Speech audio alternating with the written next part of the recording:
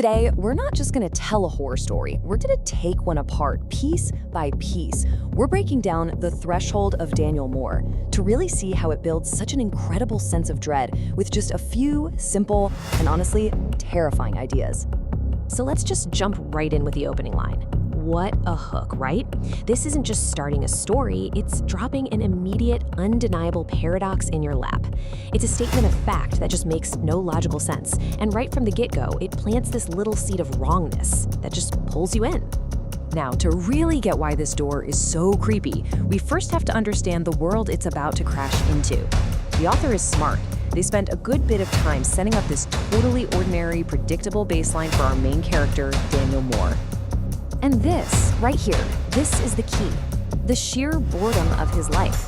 He knows his world by heart. You know, the crack in the paint, that one loose floorboard. These aren't just details, they're his anchors. They tell him reality is stable, it's knowable, and most importantly, that it's safe. This setup is absolutely crucial for what's coming next. So you see the point, right? You build this bedrock of predictability. Because really effective horror, well, it doesn't always start with a monster jumping out of a closet. A lot of the time, it starts by taking a world the character and you, the reader, think you completely understand, and then it just shatters one of its most basic rules. And now we get to it, the first major turning point. This is the moment the impossible literally walks in the door, or I guess becomes the door, intruding on that perfectly normal world we just established. And boom, this is the moment of pure shock. Daniel gets home one night, and there's a door where there has only ever been a blank wall. It's not just a new thing in his apartment, it's a physical impossibility. It's a direct attack on his sense of reality, and it instantly turns his safe, familiar home into something, well, something deeply wrong. And the horror just gets deeper when he tries to rationalize it. You know, he's checking blueprints, looking at old photos, doing anything he can to find a logical explanation. But the real nail in the coffin comes from his neighbor, who just says it plain as day, there's no door there. And this completely isolates him.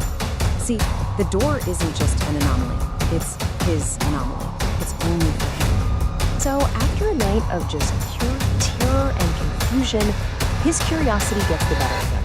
Of course it does. He opens the door, and what he finds inside, well, it escalates the threat from just a weird object to a violation that is deeply, deeply personal.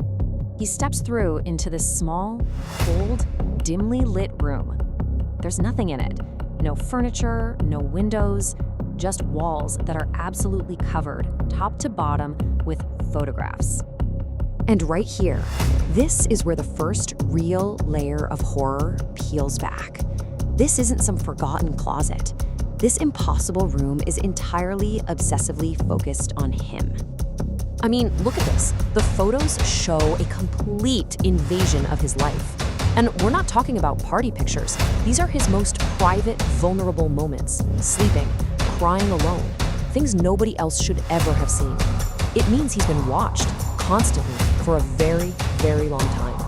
So, as Daniel's just trying to process this insane violation of his entire past, he spots something else. Something that makes his blood run cold and raises a brand new, terrifying question. This changes everything, shifting the horror from something that happened to something that's going to happen. And there it is, the big twist. The room doesn't just watch him, it knows his future. It's not just surveillance, it's a script. So now the horror isn't just that he's being watched, it's that he's trapped in a future that has already been photographed, developed, and put up on a wall. Daniel naturally flees the room in a total panic, but he's drawn back in the next day. He has to know more. And this is the point of no return. This is where the threat goes from being passive observation to an active, immediate danger. Because the room has changed. It's reacting to him. It knows that he knows.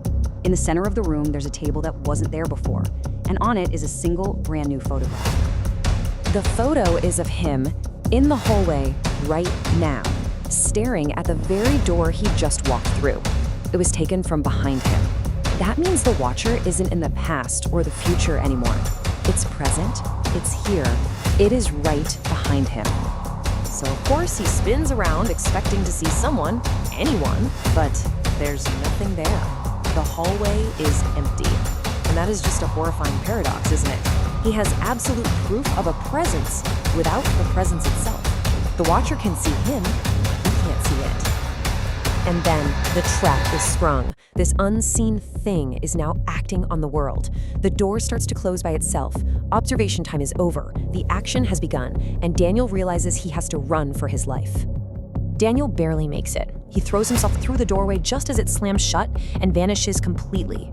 And for a second, for years even, it feels like the nightmare's over. It feels like he actually got away. The story gives us this wonderful false sense of security. I mean, Daniel does everything you're supposed to do.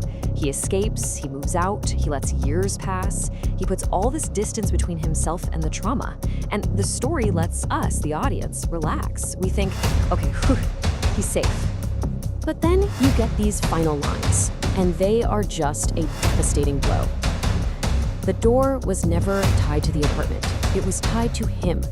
All that running he did, it was for nothing. The horror wasn't a place he could leave behind. It's a part of him now, and it will follow him wherever he goes. Escape was never, ever possible. And that's really the thought the story leaves you chewing on.